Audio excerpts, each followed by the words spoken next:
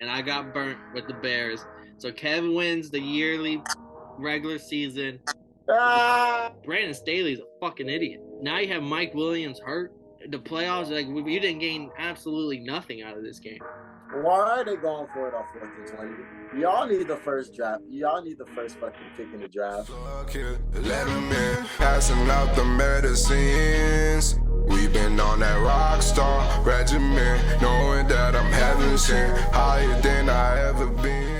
What's going on? Welcome to Totally Blitz Podcast, and it is time to start the playoff football talk, and it is time to recap the last regular season, Week 18, if y'all didn't know, yo bitches. But as always, go down, like and subscribe, drop a comment of your favorite playoff take, your favorite preseason take that aged like fine wine, and anything else in between. As always, this is Paul Pickle, Winning Concha, and I'm joined with... Hey, man, you already know it's your boy Kev. Water Boy Savoy, a.k.a. the Downpipe PYE, a.k.a. the realest motherfucker on your screen. Paul is a dangerous motherfucker, man. I'm just sitting there thinking, like, this was your year to hit them bitches. Because I want to say you hit at least 3 preseason takes. We will have an episode specifically for our pre. We have to go back and do the film of our exact, because we be blitzed. All right, we be fucked up on the show, so we got to go back to see exactly what we said. There were, I will say, from one clip alone, my preseason Jags take hit hard. But in that same, because I was gonna repost the clip, Kev, of that the from that episode, and it had the preseason take of the Jags. But Kev, you whiffed hard. You whiffed hard on your on your part of the clip, and it was you're like, the Falcons have set over under the Giants, under the Panthers. Or no, was it the, no? It might not have been the Panthers. It might have been another team. But, and I was just like, oof, the Giants made the playoffs. I was like, oof. Like, I was like, I can't bury Kev. I'll just tweet about it. I won't I post. just tweeted about it.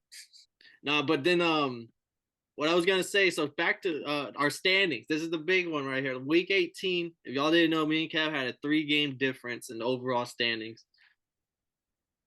For Week 18, Kev went 10-6, and I went 12-4. If I would have kept the Vikings pick, we would have ended in a tie.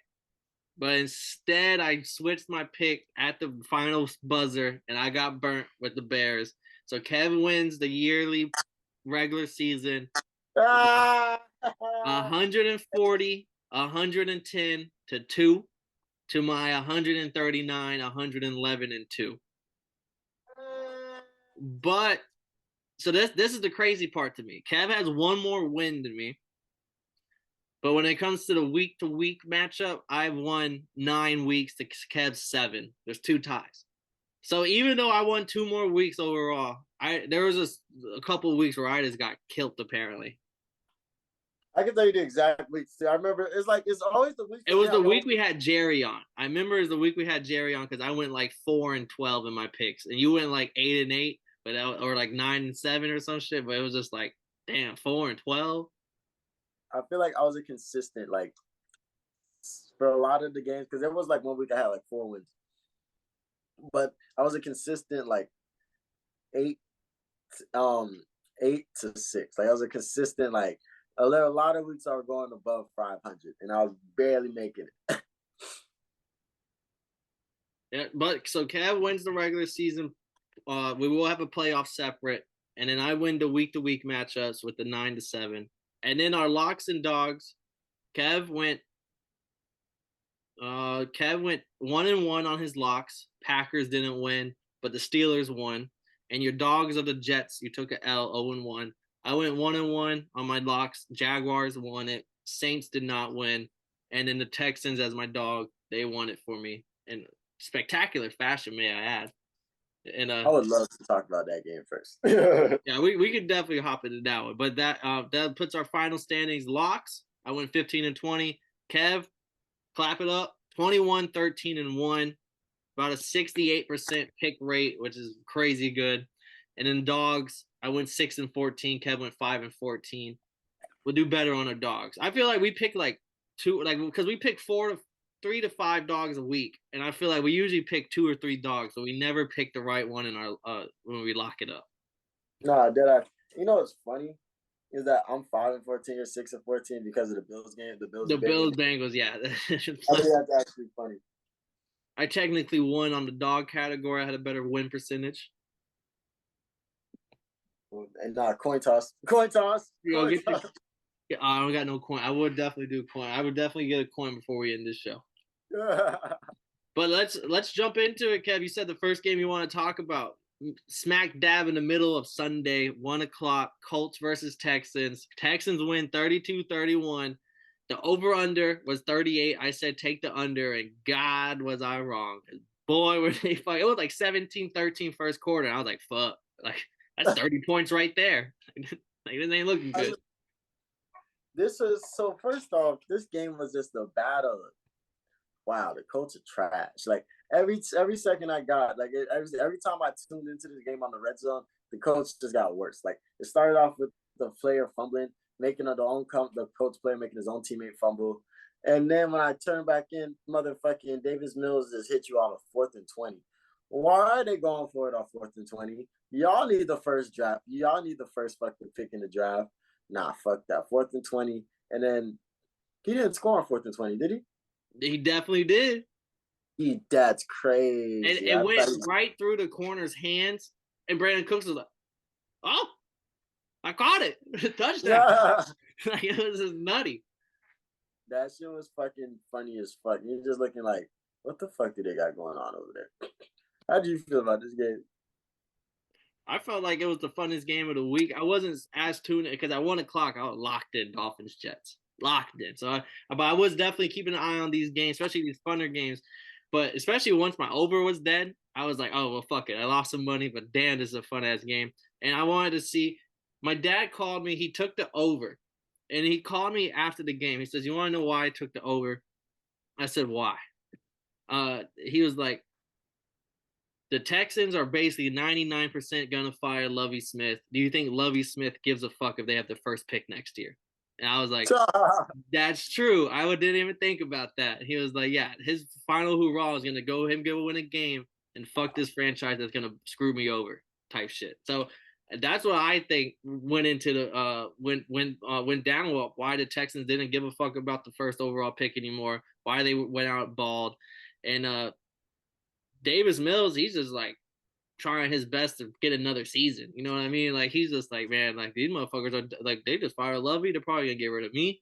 Let me at least go put out a good performance against a really good defense. And the Colts, I mean, they were close, but no cigar. Like Sam Ehlinger, he had his nice little fourth quarter drive to take the lead, but then the Texans just came back down 4th and 20. Don't matter. Like it was the best game by far. It reminded me of the Ohio State Georgia game that happened the last week. There's like both teams, they just kept scoring when they needed to. Facts.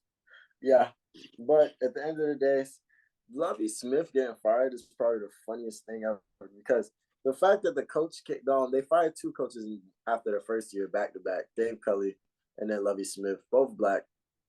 But they still have to pay him for 3 years. He has a fully guaranteed contract or something like that.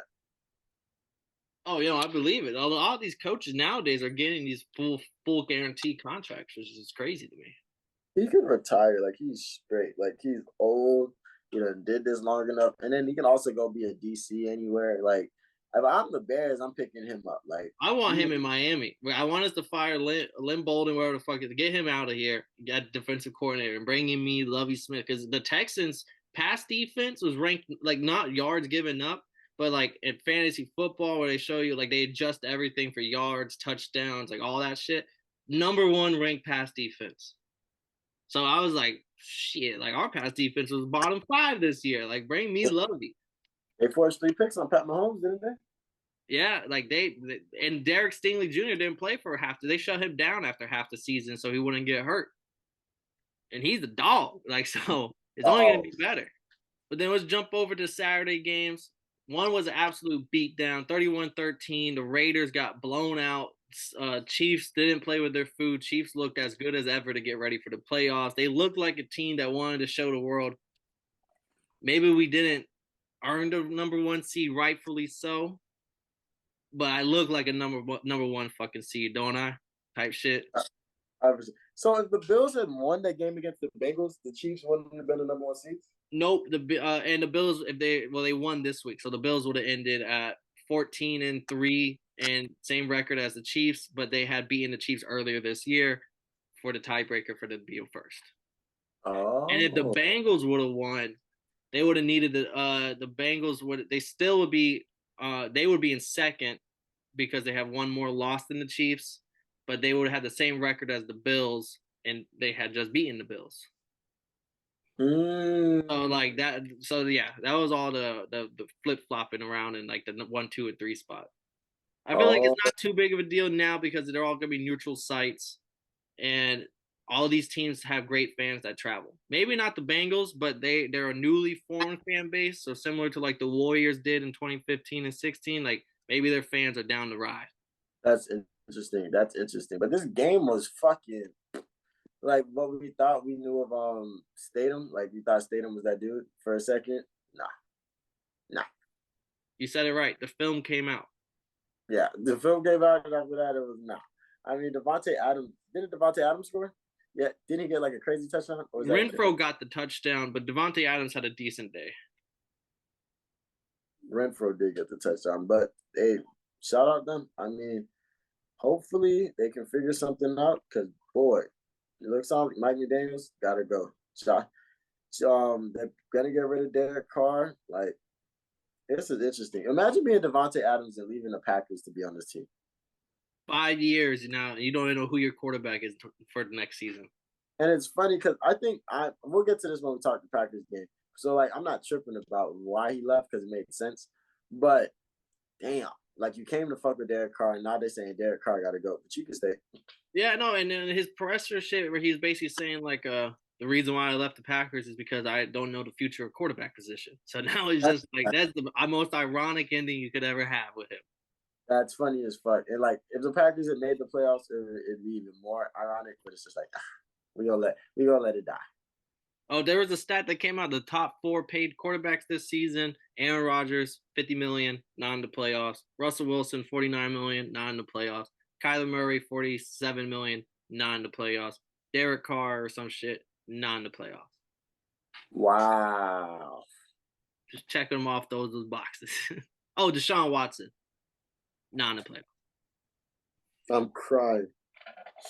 But yeah, no, the Chiefs, they look good. Like people, I just think the Chiefs they just went out, proved that they're the number 1 team, and they're just they could have rested starters at a certain point, but I think they just want to carry that momentum. Gotta keep that momentum's a real thing. Then our next game on Saturday, bigger deal. Jaguars beating the Titans 20-16. The Jaguars, I mean, it's almost like destiny. When I made the take, I didn't know they were playing the final game against each other. So it was like destiny to see them go against each other. Jaguars winning and winning in a way where people are going, oh, Trevor Lawrence played bad. ETN didn't do shit. Well, ETN was going up against the number 2 rush defense in NFL. So like, no wonder the run game didn't work. Titans usually has a god awful pass defense where I just felt like Trevor Lawrence wasn't able to. That's where I think they did a little like Trevor Lawrence could have played better, but he still played decent. But the defense, like this, people were talking, oh, the Jags don't really have a defense. No, wrong. Like Josh Allen is becoming a bigger and bigger household name every week.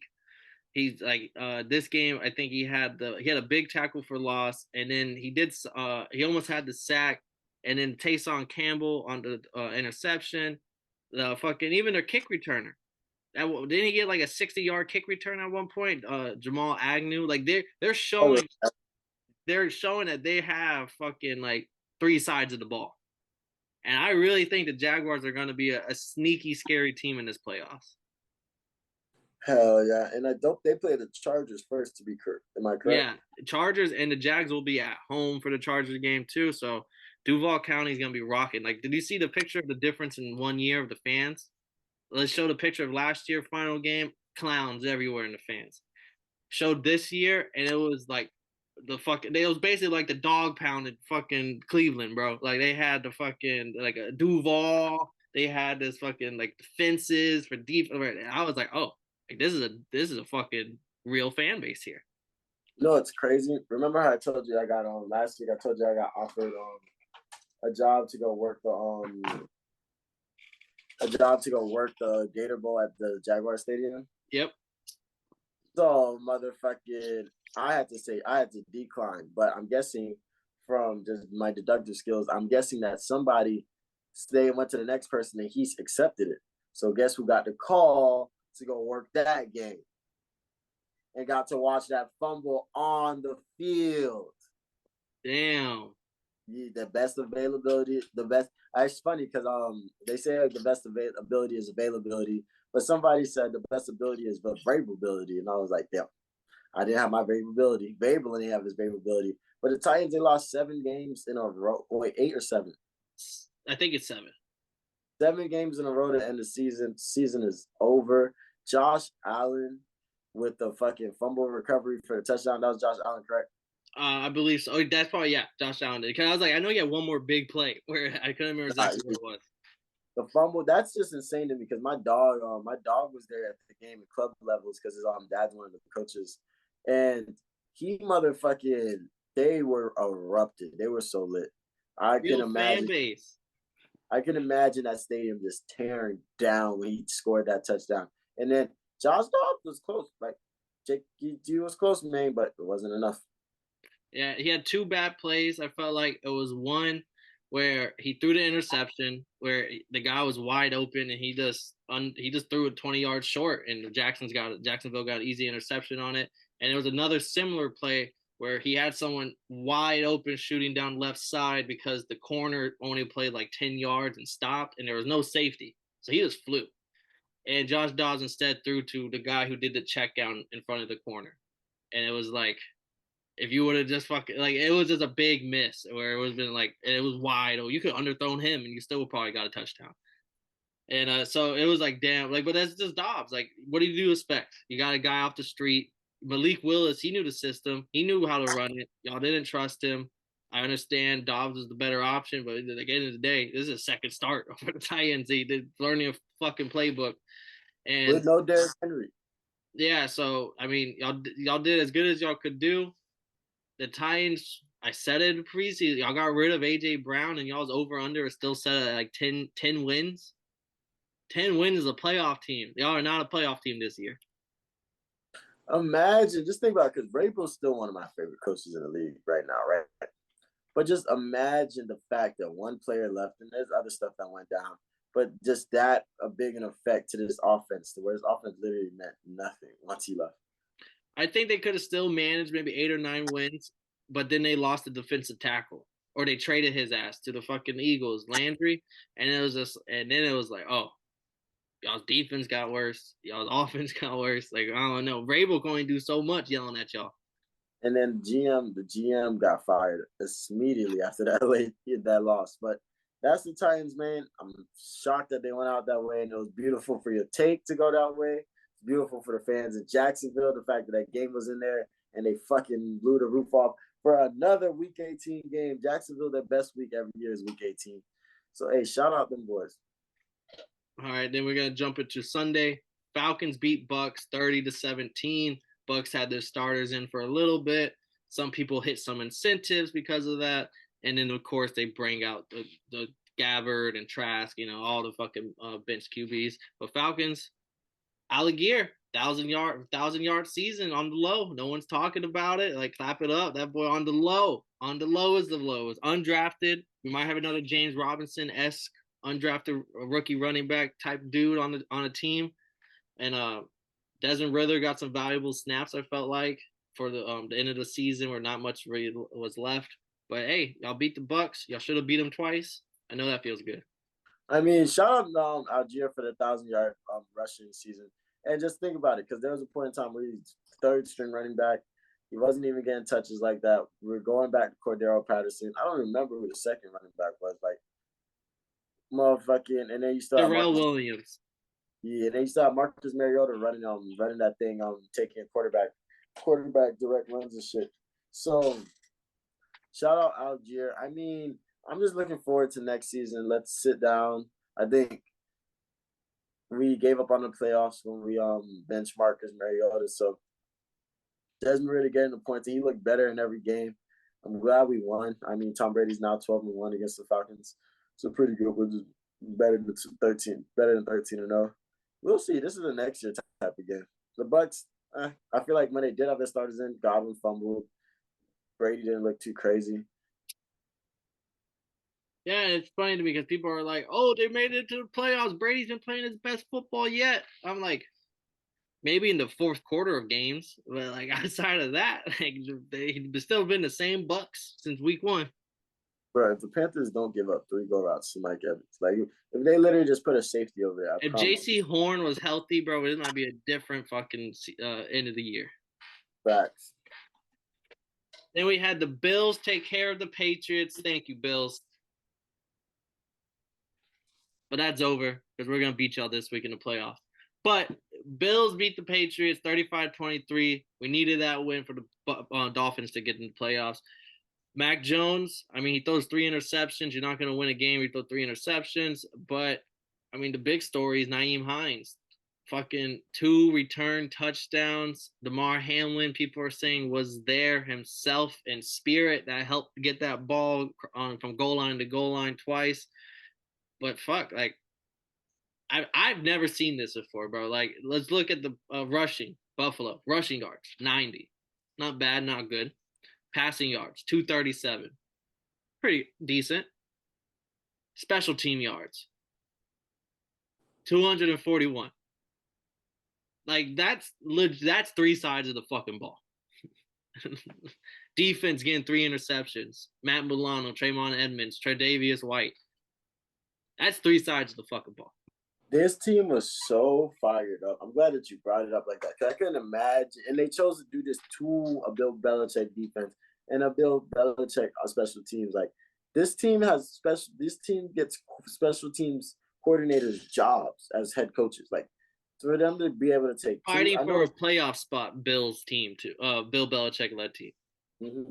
I know this motherfucking killed them mentally, spiritually. I know the Colts are hurt, giving up 9 times. Bro wasn't even on his team 2 months ago. Motherfucking what? And then this Bills team came in fired up. Like they're the team. Everybody's saying they're the team of destiny right now. And like you picked the Jaguars versus the Titans. I picked the Bills since last year.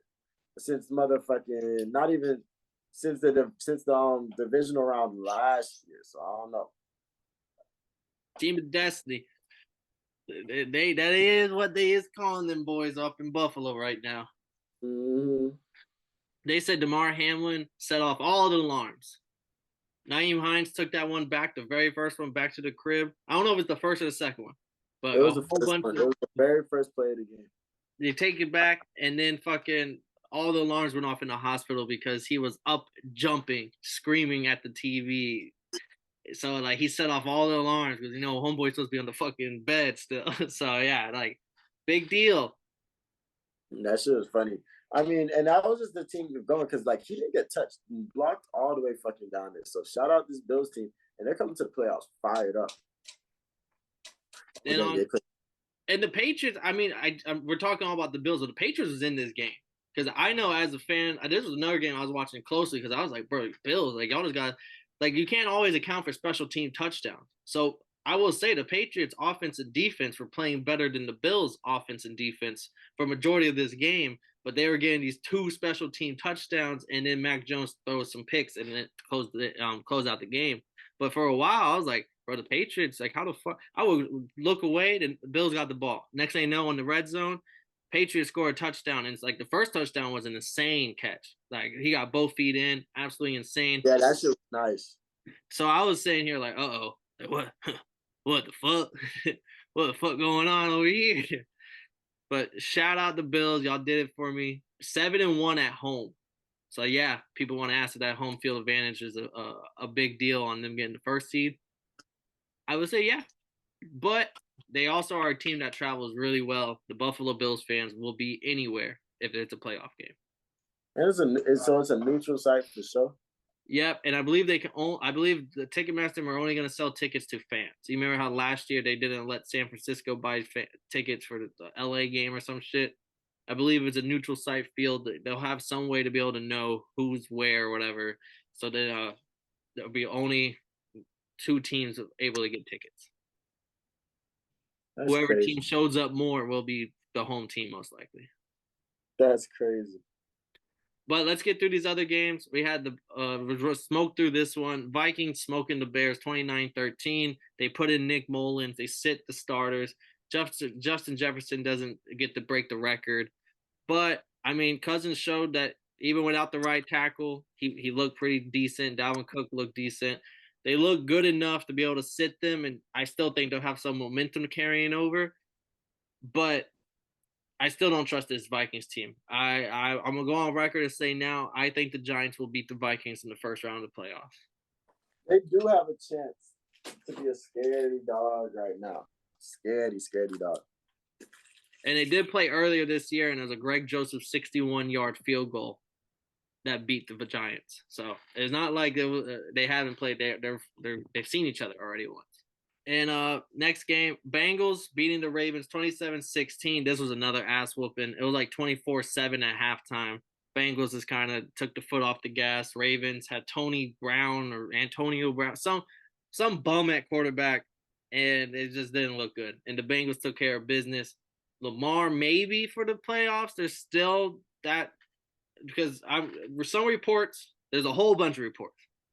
Some reports come out saying that it's a business decision and he's not playing because he wants his money. Some reports are coming out that it's not a business decision and Lamar Jackson is a type of player where if he's not 100%, you don't want him out there because he needs to be able to run.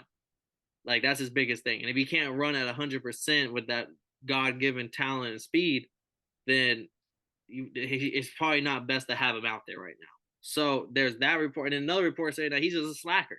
Lamar Jackson's a slacker in practice. So there's a whole bunch of all these fucking reports. So I really don't know how to look at the Ravens going into the playoffs. Bengals, on the other hand, fucking hot. Hottest team in football right now, if you ask me, going into the playoffs. Again, back-to-back season. I don't know. The 49ers might have something to say about that. Oh, goddamn, you might be right. The 49 Brock Purdy train is looking hot. Those are two hot trains going into two hot hands you want to ride in the playoffs. Hell yeah, but they get to run it back, man. First game of the playoffs, they get to run it back. We'll see. Because everybody's giving the Bengals everybody's giving the Ravens credit for not getting their ass whooped in this game, but we'll see. Because I feel like the Bengals did have a lot of stuff on the back of their heads at the same time. So we'll see how it goes down. Because I feel like usually they beat the shit out of the Ravens. And let's not forget, best celebration of the weekend. Joe Mixon with the coin flip. Did he get fined? For that? I don't think so. He may have, but I don't think – did he – it's hard to tell because in the video, I've seen this video 100 times. Did he bring a coin? No. Oh, then he probably got fined. Because if you cannot bring a prop, once you bring a prop, you can get fined and whatever, get flagged. But if there's no, so I couldn't. That's what it was. Just coins are small and just fucking you're not that super close up on it. So I just couldn't tell if he was mocking flipping a coin or he actually pulled out a coin TO style. I want to say he pulled out the coin out of his sock. I could be tripping though. He probably did because every time it looks like there's a coin, but I just don't ever see it land. So that's the thing. It's like the secret. It's like the silver bullet type shit with JFK. Like I can watch the video 100 times, but it just doesn't add up. Next game, Dolphins winning against the Jets. I never had any doubts this season. I can't even say it with a straight face, right? No, but we ending 9-8, 6-2 at home. So if we would have been at home in the playoffs, I would be feeling better. But I'm just worried because Tua's 99% sure Tua's not going to play. Teddy B, hoping he can play, but even if he does play, at what capacity is that finger? And then Skylar Thompson, motherfucker got us 11 points this week, bro. Like that, I said that we would lose if we need him to be a starter. Now, if he's our starter against the Bills, bro, like the 10-point spread probably is not big enough. Like to be honest, because it's just not the same offense. I know Tyreek Hill was hobbled. He had to ice his legs and shit. He was getting hurt. This motherfucker was playing pickup basketball the next day on Twitter. I saw a video. So I was just like, all right, hopefully I'm seeing videos of you playing basketball and shit. Hopefully when we come playoff time, your ass is running 100%. on these routes. Like I don't want there ain't no more excuses. Like it's fucking playoff mode time. And I need Teddy B. That's all I'm gonna say. I need Teddy B. In this game, it was one of the ugliest games. It wasn't even hard to watch. It was just great defense. Neither team could really get past the 50-yard line. When they did, they usually settled for a field goal. But we did cover that last play of the game where they start pitching in and shit. It ended up in a safety.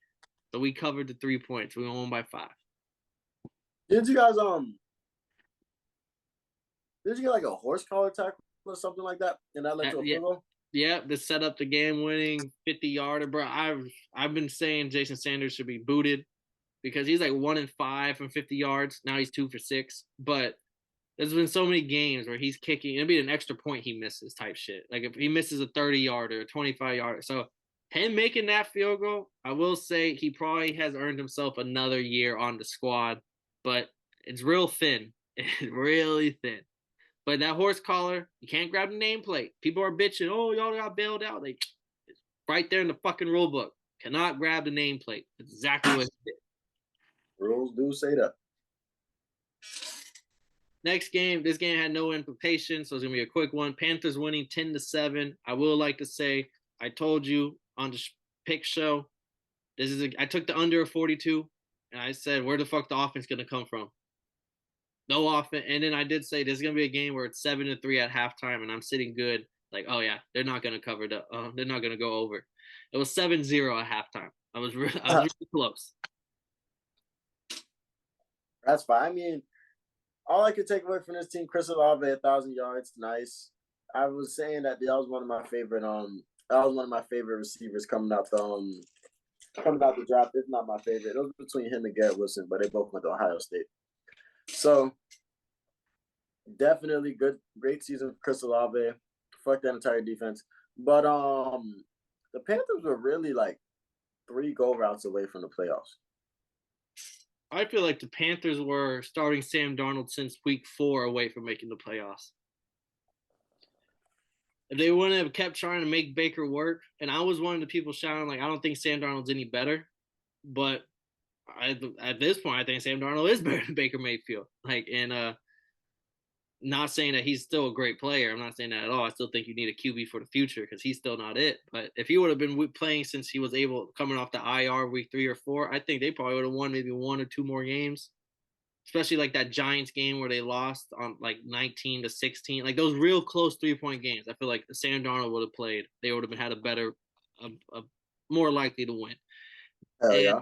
Steve Wilkes, I'm hoping you keep your job, but they're already saying they're bringing in motherfuckers for the head coaching position. Like they're taking people from, they're asking teams if they can interview DC or whoever. So hopefully they don't make that mistake the Raiders did, but they look like they may. Just saying that right now. I'm looking at it like you can't go no wrong with Steve Wilkes. Boy, like what? If I'm a player, this has to be one of those games is, hey coach, I'm leaving my jersey on your desk. And I want, like, you feel me? Like, they should be going to the GM's desk, like, yo.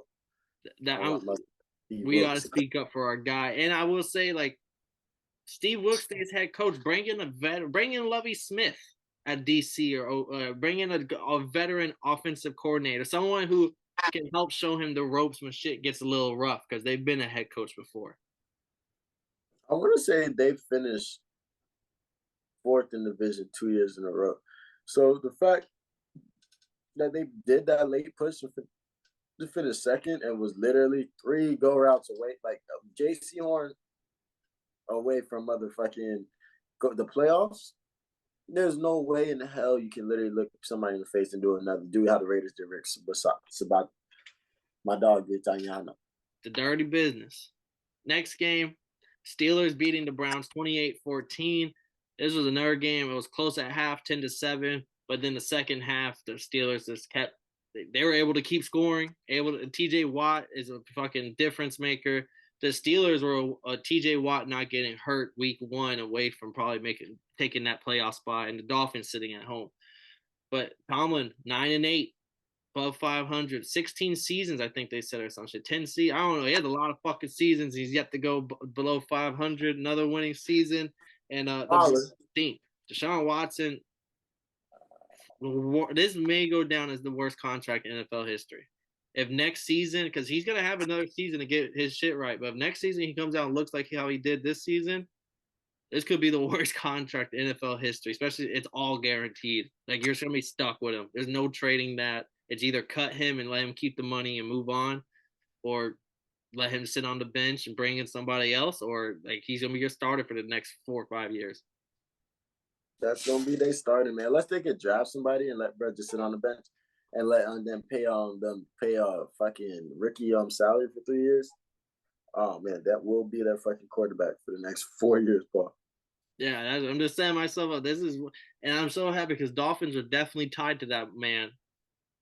Definitely had ties of maybe that trade coming the Dolphins way, and I'm so happy we did not take that. We stuck with Tua, even though he got hurt this year too. But I'd much rather have a hurt Tua and dealing with Teddy B and Skyler than knowing Deshaun Watson's my starter for the next 5 years.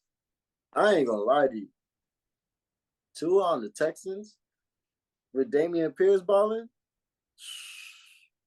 they would have made the playoffs. Hey, he probably would have been part of that package to trade because Brian Flores hated that man. Brian Flores was like, yeah, take Tua with you. They would have said take Tua in a 16th round draft pick. Oh, they're talking about like 2 firsts and shit. That's right. Remember that was the trade for Watson at the time? It was like 2 firsts. They're demanding 2 firsts, or I think 3 firsts minimum, or some crazy shit. Wow. Then we had the Broncos beating the Chargers 31-28. This was one of the games where like we were split. Like if it wasn't for that fucking Vikings-Bears game, because like I had the Broncos beating the Chargers, you had the Chargers, and I was just like, I was this close from at least the tie. I would have taken the tie, but Russ had a great game. I think he threw like 300 yards, 3 touchdowns. The defense played decent, but Brandon Staley's a fucking idiot. Now you have Mike Williams hurt. The playoffs, like you didn't gain absolutely nothing out of this game. What quarter did he get hurt in? It could have been the 3rd or 2nd. I want to say it was the 2nd. We don't hope it was the 2nd. And it was like MRI tests are saying it's negative, but he might not be able to play still because he's like, it's just like if y'all come and look shitty against the Jags, especially passing wise, like, oh, Brandon Staley should get fired. Like this is back to back last game of the season, and you fucked your team consistently. Niggas ain't shit, man. Then and Russ, I mean, we talked the same things. I think what was it? Was it the Broncos? The Broncos are looking at John Harbaugh, hopefully Sean Payton, hopefully. You seen? I'm just saying. My ear was to the streets. I heard Sean Payton's name was in the mix. Dan Quinn. Oh, that's a good one. No. You don't need no defensive ass coach. No, but I think they're looking at him to bring in for defensive coordinator. I'm not sure. I just know that he was another name tied with these names. He would do nice with that defense. If I was him, I'd get the fuck out of Dallas while it's still good. All right. And then I forgot to hit on this, but Raheem Morstead, he broke his thumb in the Dolphins-Jets game. Probably not going to play. Falcons, Dean Pease, he's retiring. Legend defensive coordinator, 73 years old. He retires, so shout out him. They're going to have to fill in that spot. Lovie Smith, the defensive coordinator spots are open.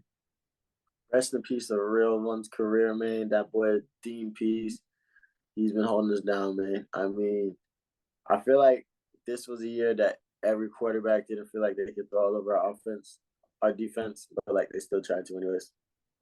And then on the Steelers, Mitch Trubisky says that he regrets signing so quickly with the Steelers in free agency. I mean, you still stunk it up. It's not like you went out there and put up good film and they benched you for Kenny Pickett. It's like you stunk up the joint and lost your job. Like, I don't think signing somewhere else would have helped you that much better. You threw 3 interceptions, homie, last time you played. Please don't talk. Yeah, just pipe down a little bit, Mitch. Mitch. And then next game, Eagles winning 22-16, but the 16 is a fraud 16. It was 4th quarter. No one's really playing anymore. The Eagles are really up 22-0. It was an ass whooping. Like Giants didn't start anybody. What else do you expect? The Giants had the whole fucking starters in. And Hurts looked good. He needed this one game back, I feel like, because he's gonna have the first week off. And you don't want someone who didn't play for 3 weeks and then have an extra week off and not play football for 4 weeks before touching the football. So I think it was good for him to have this first game back. I mean, he came in with that on back shot and he showed that. Definitely. And now this Eagle team is looking pretty good right now. We can say they had an easy ass schedule, but all that matters is what happens in this fucking playoffs. Motherfucking, they get the winner, the Cowboys versus the Bucks, which is two very favorable matchups for them. If they play the Cowboys, it'll be interesting because motherfucking both these teams have played each other already, but neither of them have their starting quarterback, so fully 100%. But if they play the fucking Bucks, it's like, okay, Jalen Hurts and AJ Brown and that defense are gonna retire the motherfucking Tom Brady. So Hey, it's gonna be a good Eagles versus Tom Brady again, because last time was the Patriots. Oh, that's facts. But didn't now the Bucks beat the Cowboys last year, didn't they? Yeah, they didn't get to play the Eagles. But Eagles down. Tom might try to do something now, but I doubt it because he a bitch. But this Eagles team is lit right now. Their offense is now that they got Jalen Hurts back. This offense is really ready to take off. How do you feel they're gonna come playoff time? Like I said, I think this was a very important first game back, and I think because he had his game back, they're going to come out looking good. If he didn't have this game back, I would have some worries of like, okay, this is his first time touching the football in an actual game setting, in the first time in 4 or 5 weeks. Wouldn't feel as good. Like that's why I don't feel good about the Ravens. Like even if Lamar does come back, first time touching the football in like 4 or 5 weeks, and he didn't look good last time he did. That's real. Then we had, another ass whooping, 38-13, 49ers put it on the Cardinals. You probably are right. The 49ers are probably the hottest team. 10th straight win to close out. Brock Purdy, they had Jimmy G cooking. Brock Purdy cooking. So, like, you might say it's a system. Or maybe they just have some good ball players. Like, I think Brock Purdy has shown, like, he said, like, to fucking Nick Saban's face, like, oh, you didn't watch my film, point blank period. I'm the most accurate person. Like, that's one thing I do good. And in the 49ers offense, this is probably all you need is good accuracy. And he's filling that role great. So I think this might be and that defense alone, like this D-Hop, I'm not sure he's going to be there next year for the Cardinals. They're already talking about future landing spots for him this offseason. Cliff Kingsbury got fired. He got all his money guaranteed, so he's got the bank. Kyler Murray might not start week 1. Cardinals are just in a bad spot. 49ers are in a great spot. Interesting as fuck. As for Kingsbury, I feel like that's another one of your takes that this is going to be Kingsbury's last season as coaching for the Cardinals. And I'm about to go watch the Hard Knocks episodes now, but like, damn. Bye-bye. Good to cut. But 49ers red hot. Can't wait to see them in the playoff. They may be my NFC pick. I have to see how the playoff bracket's looking. It's good. It looks good. They play I'm not even gonna get into it because I want to say something wrong. But I'm pretty sure they play the Seahawks. Then they play the winner of. In the NFC, they play. I'm trying to pull up the bracket right now. I think they play the winner of the Vikings versus Giants, and those. So yeah, they do have a pretty very good matchups coming. Yeah. So first week Seahawks, very familiar territory. And speaking of Seahawks, they're the next game. They beat the Rams 19-16. Cam Akers looked good. The Rams defense looked good. Seahawks Geno looked flat. He threw an interception. The first drive they looked good, but then after that he didn't do shit. He threw like interception. They just both teams just played really good defense and just barely score. Like each time they get into the red zone, some shit would happen and they're settling for a field goal. So Seahawks get the win they needed, but it wasn't enough due to Sunday night. Nah, it's funny as fuck just off the face that the Seahawks definitely got into that thing, but fuck, I'm high as fuck. I forgot what exactly I was gonna say. We're talking Seahawks versus this game went into overtime. Like the Rams were really trying to play spoiler.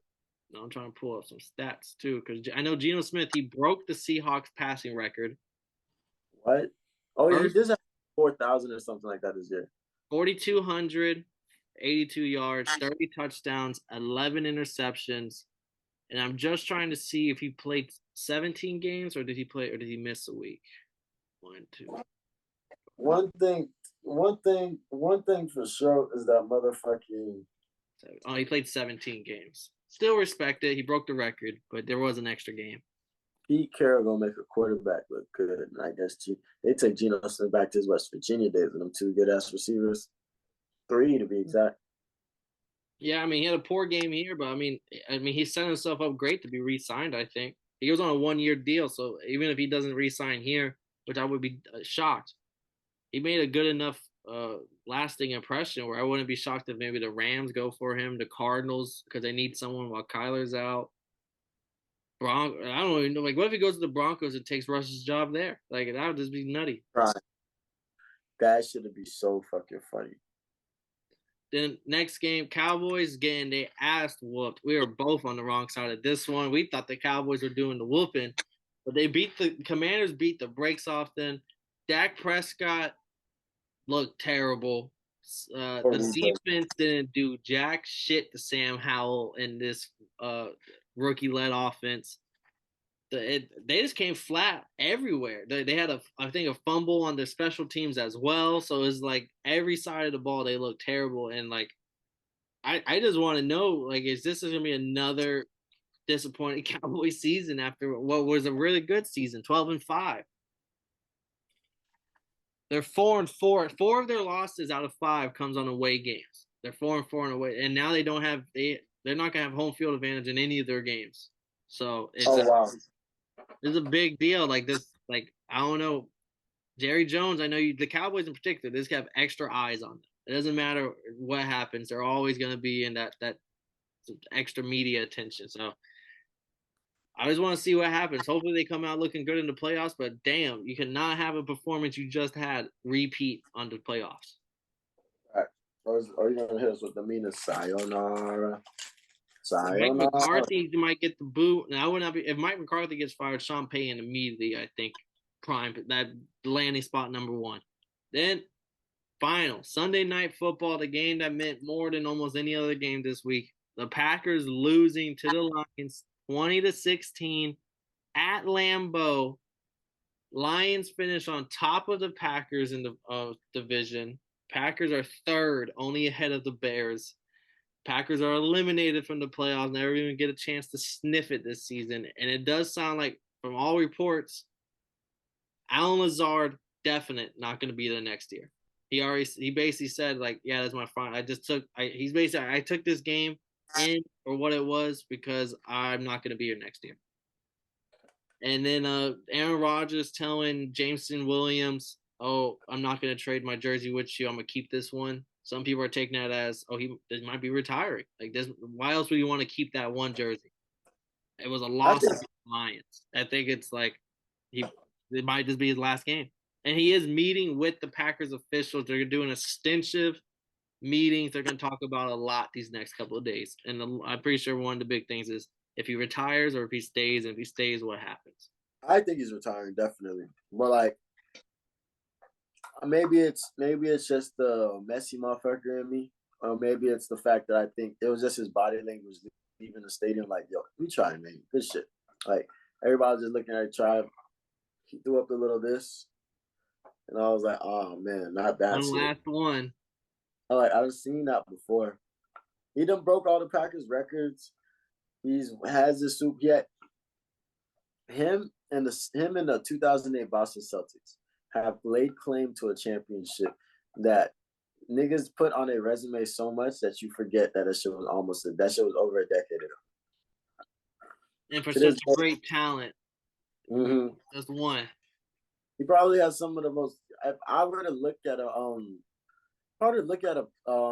resume, I would swear he has probably some of them. He'd be up there in the most conference championship losses. Like I feel like there's a lot of seasons that they could have did something and fucked up. Blown leads too, like the 49ers back to back, and then the fucking when they lost to the Seahawks, like they were up like 20-6 at halftime, and then Russ does some Russ things. Right, they had 3 interceptions on the Bucs. They still lost. So like he may be known like, and if he would have never won that first bowl, he probably would be known as the like a guy who's as good but can never win the big one. So like they can't even say that about him because he won one, but they will say, "Oh, he didn't. He only won one." There was a point in time we thought he was better than Tom Brady because remember he was super mobile. Hey, there's a player by himself. I still think Tom Brady's the GOAT. But if I'm building a franchise, I know Tom Brady had 20 something years. I might take Tom Brady number one because I got 20 something years. But I mean, Aaron Rodgers he doesn't like the interception, the touchdown ratio, like this completion percentage. Like he just seems to me the most accurate quarterback I've ever seen. Like just the best single hand talent. Aaron Rodgers, in my opinion, is the best. I respect it. But what about this game though? What I was kind of tuned into the fights heavy in this. No, I'm lying. Oh no, I was definitely watching this game and I got upset that the Packers couldn't fucking finish it off. Couldn't finish them boys to get the ball back because they had the chance to stop him on 4th and 1, and they just threw it up to that my boy DJ Chark, which I will be picking up on fantasy next year. If anybody touches him, you'll have to see me. Yeah, I mean the Packers, they had the Aaron Jones fumble, which was kind of big when you're looking back at things. Like, damn, they was kind of moving on that drive, and then they fumbled. But Jared Goff just continues to play perfect football. He's just learned that, okay, maybe we don't get a first down here, but I'm not going to turn over the ball. I'm not going to get a fumble. I'm not going to throw an interception. And with the Lions, their defense is doing enough to make sure that they're always in these games. And I think it just comes down to that with the Lions now. They're fixing the turnover issue. And if they don't turn over the ball, they're realizing, oh, we can win these close games because we're not giving the other team an extra possession. Aaron Rodgers and Packers are hand 2 turnovers, the Aaron Jones and the Aaron Rodgers interception. So it's like it's just hard to win when you're losing the turnover battle and it's a close game. Hell yeah.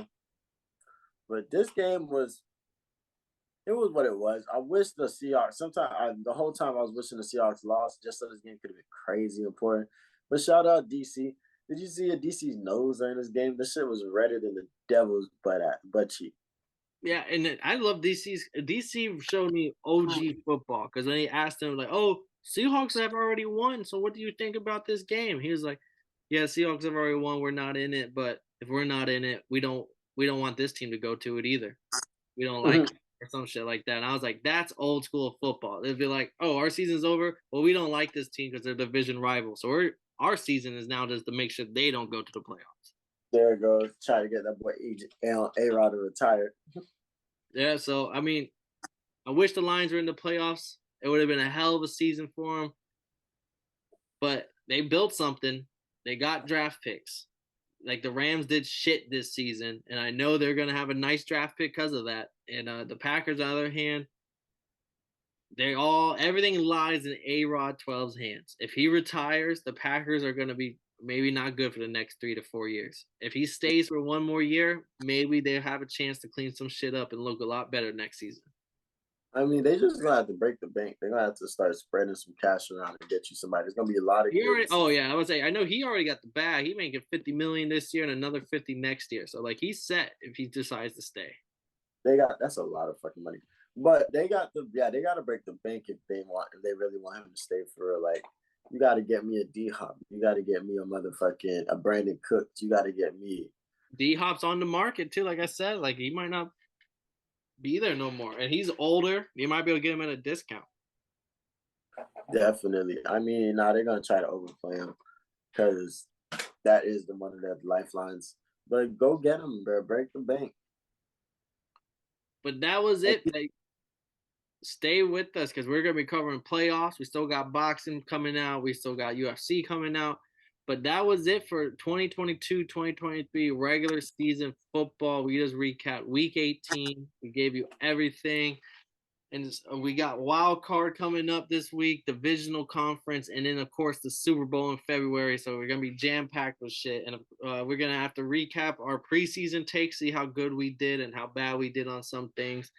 And just stay tuned with us because, we're keeping the content coming. This has been Paul Pickle Concha. That's Kev, Waterboy Savoy. This has been Totally Blitz Podcast. And if y'all ain't know, well, now y'all know, motherfuckers.